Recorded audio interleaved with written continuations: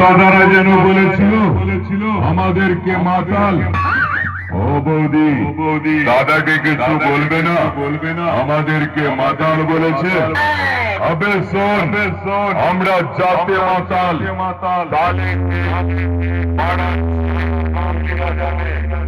অন্যগ্রাম উত্তর পাড়ার বিগ বস ইউপের ছেলেরা আসলে কতটা রোমান্টিক। আমরা যখন বাড়ি যাই আমাদেরকে